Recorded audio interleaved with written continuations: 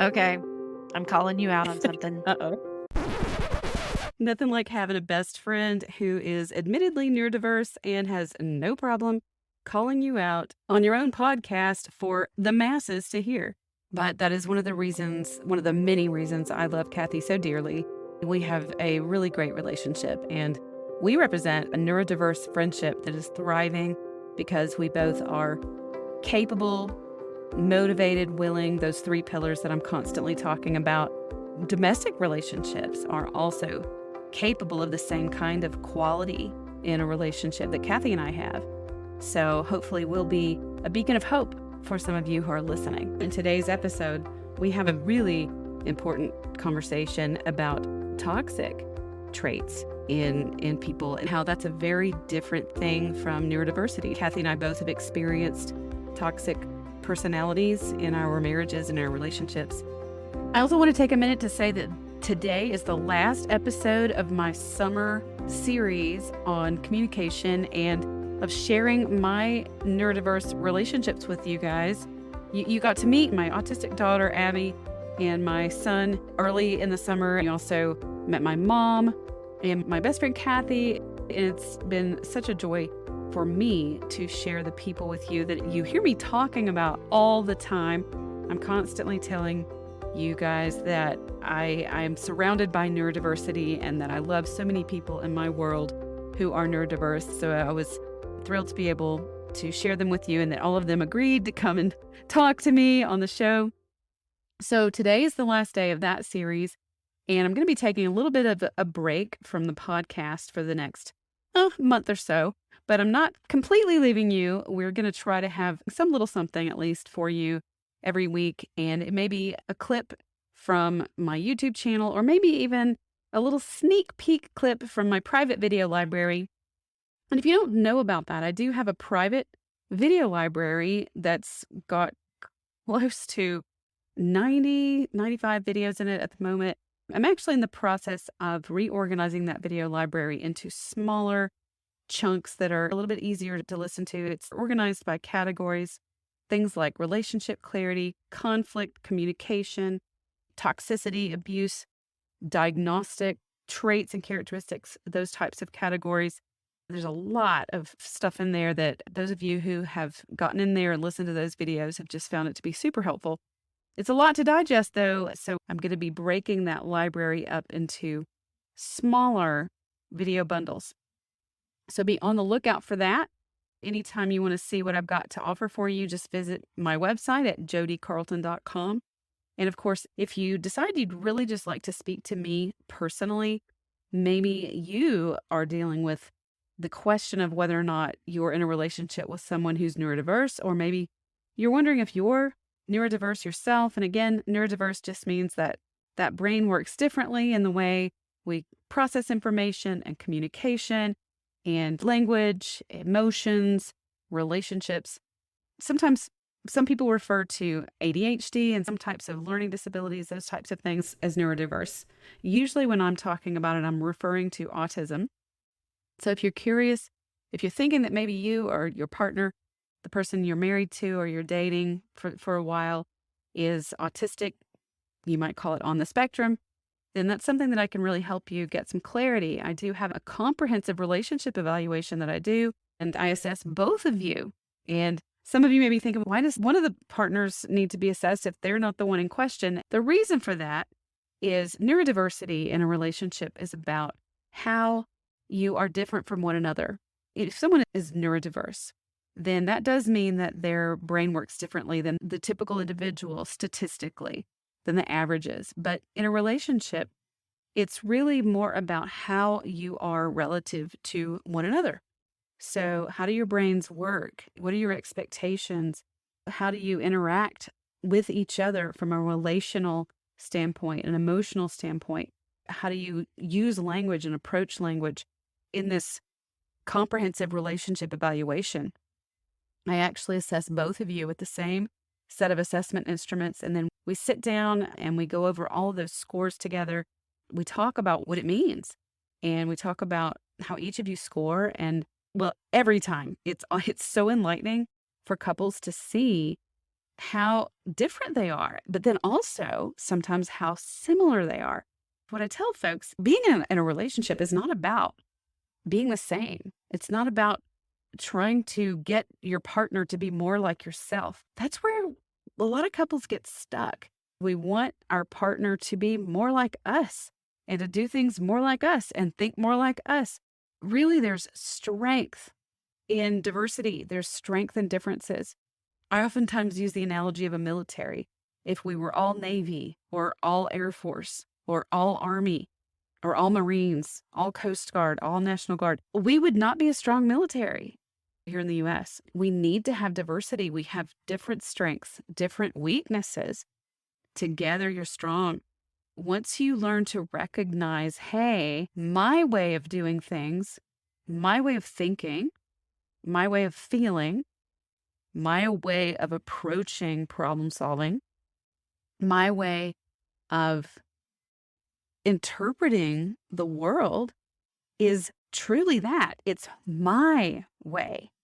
And my spouse or my partner has a really different way. One of my clients just today sent me the analogy of a prism and how when light enters a prism one way, it may project a triangle onto the wall. But when the light enters the prism another way, it may project an entirely different shape or color onto a different wall.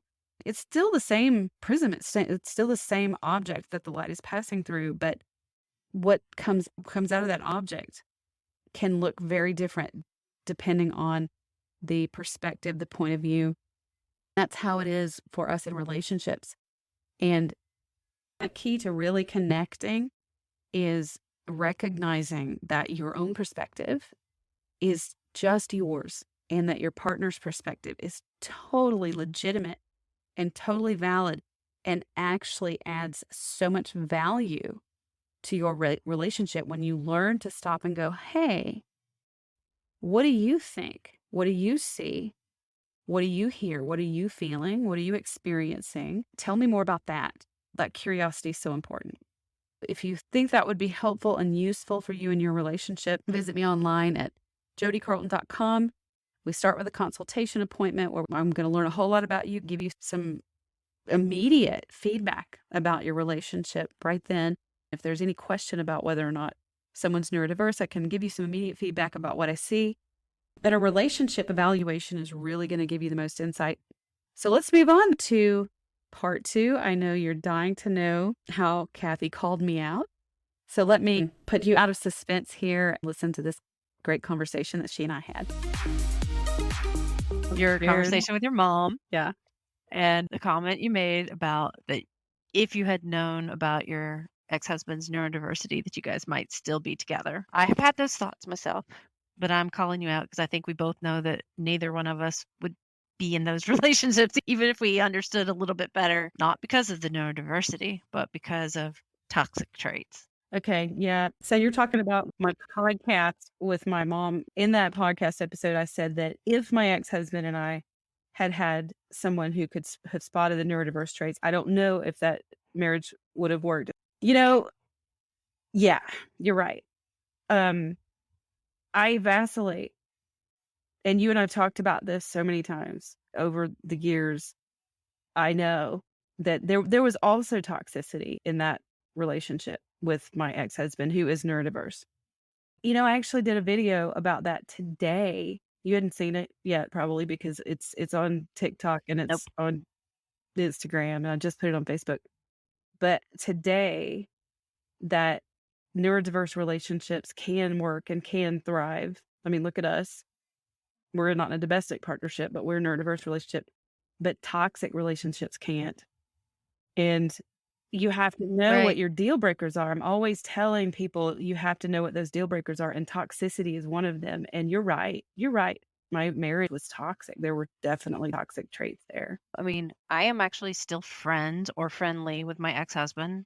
Our divorce was easy and nice, and we used one lawyer because he and I were good friends. Even with him being neurodiverse, even with me being neurodiverse, we were still really good on friends.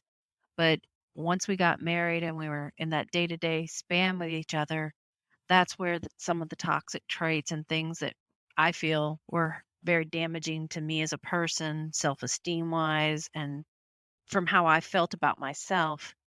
I think that came out. And but as far as a relationship of being friends and navigating that, we have so many shared interests. We could still talk, but I guess it's about also knowing if that person is a relationship material for you. I think that's where I kind of goofed up maybe because we were such good friends. I thought we could be romantic partners, and that's where it just didn't really work too well. But for some people, it could. It all depends on the people involved. So, Yeah, for me, it was similar because we were really good friends too. We had mhm, a good friendship. As long as both parties are interested and motivated and willing to learn about themselves and learn about each other and to have that motivation and willingness to say, okay, this is me, this is what I'm bringing to it, and this is you, this is what you're bringing to it. We're different, but different's not bad. It's different. Then that works. But what doesn't mhm, work is when you've got somebody who's not willing and somebody who's like, nope, yeah, I'm right and you're wrong. My way, not yours. I'm not going to budge. And then there's judgment. There are all sorts of other toxic traits too that have nothing to do with neurodiversity, that are other layers of a person. Sometimes it's their background. Sometimes there's been abuse in their background. Sometimes there's just personality disorders that are layered on top of neurodiversity. You have to look at all of that because if there's toxicity there, those relationships can't be fixed. right. I do think of myself now as neurodiverse, but I'm willing to step back and look at things differently and understand that I may have some sort of impairment and that I have to just give it that extra effort or time or whatever. I would hope that I'm not going to fall into that toxic category, but I did find it at that place with their dad is that we were just not able to come to terms, and I didn't feel like he was putting any effort in. I felt like we were better off as friends, and I really wanted to preserve what was left of everything. We don't live far from each other, and even though the kids are older, he was able to offer some really good advice about Alex when he had his last upset. Maybe he recognizes it in Alex and was able to give that good information, but the last time Alex got upset was after a disagreement with me because we can push each other's buttons. So I pushed his buttons, he pushed mine, and my ex-husband simply pointed out, he's like, "You let that emotion get in there. You got to take that emotion out, treat it logical, treat it transactional. Alex didn't do what he promised he would do." In this case, it was him taking care of our family pet while I was out of town. And he's like, if you end up having to call the critter sitter, then you charge him for what he promised he would do. And then he's like, just take the emotion out and that will work. When you get too emotional, Alex just shuts down. And he was not Mhm. wrong. He has really been able to help you a lot with Alex with those decisions. And it's interesting Hmm. because he really does get Alex quite well. But interestingly, Yes. he is not at all open to the idea of himself being neurodiverse. I know that's a Nope. conversation that has been had with him a couple times that has been shut down immediately. Yeah, also, like, even though he understands him really well, Correct. his version of neurodiverse actually looks a little different, so that script doesn't fit him, and so he doesn't see it. Yeah. Same inability to process, same perseveration, or all the different executive function type things going on, but comes out in vastly different ways with each of us. Yeah, it really So does. You're like the poster we got the bingo family. card full. Well, is there anything that you think would be helpful for people to hear? I know this was actually more with Alex when he was younger, but I still think that this holds true. When he was younger, there was a book that I had happened upon that just to me, it was like the heavens opened up and I was like, oh my God, I understand that. And I apply it to myself. So it was Asperger Rages, which Alex most definitely had the explosive stuff. Mhm, But anybody who goes through what we call an Asperger moment in my family will recognize it where it's a bell-shaped curve. With any bell-shaped curve, you have the little beginning and a little teeny ending. And this bell-shaped curve, this graph that it had, those were what they called the teachable moments. So on the ends, which unfortunately those are small moments sometimes, then on the up curve to a tantrum or a meltdown would be the rumbling, where for us that's triggering. Mm, Whatever's getting us tense as adults and we're just starting to, and then the top, of course, is the actual meltdown. But what was most important was that downslope was called recovery. That is not a teachable moment. That is not a time when you should be approaching someone who's spectrumy. And it's so true. It's like I get upset with Alex or I get upset with anybody, work. I've rumbled, I've exploded, and now I need to recover. mhm.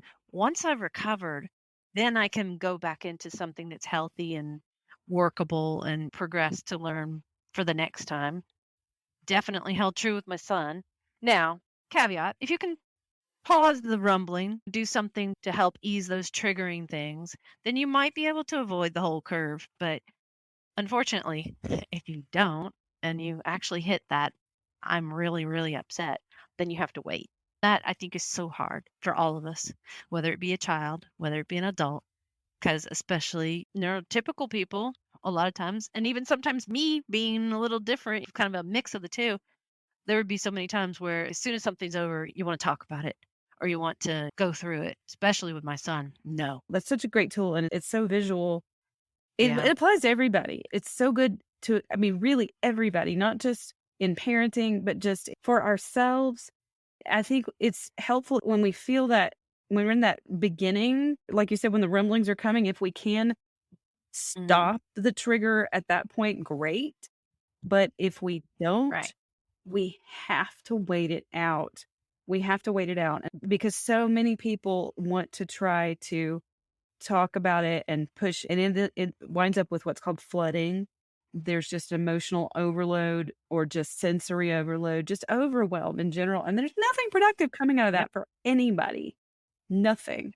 Yep. That's why it's not teachable. And what's so hard is that recovery time for each person and for each incident for each person can be so different. Mhm. Sometimes it's a short recovery, especially if it was just a small issue. Sometimes it's a big recovery. Yeah, it That's can take really days hard. for some people, and it's Mhm. hard to wait that out, but if you try to pursue somebody before they're out of that recovery period, you're not doing yourself any favors because you're not gonna get anywhere. It's not gonna be productive at all. Yeah.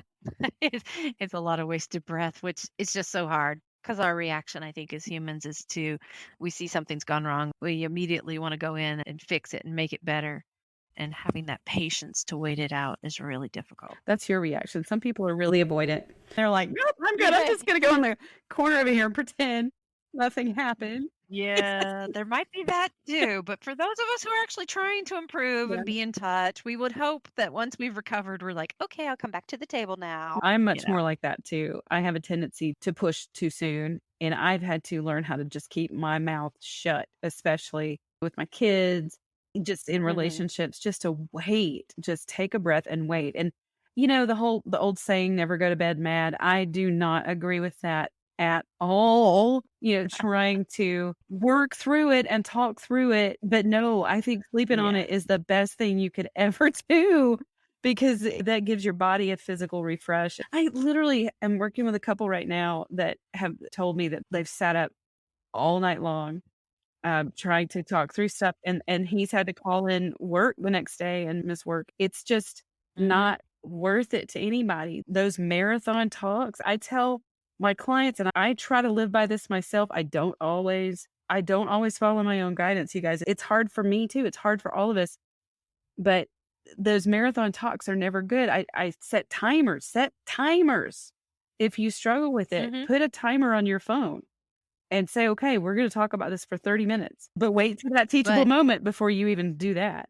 But even with that said, and I think we've both experienced this, it's like when you're having those marathons and you do need to take that break. I mean, I think it's totally fair to say to someone, I care about you. We need to work on this. We need to sleep. We need to refresh. But it's very difficult when that other person says, you're just running away. Hopefully, to all your couples, that nobody will take that stance and they will understand that taking a breather and a rest to recover is not running away, but it's part of that neurodiverse cycle. Mhm.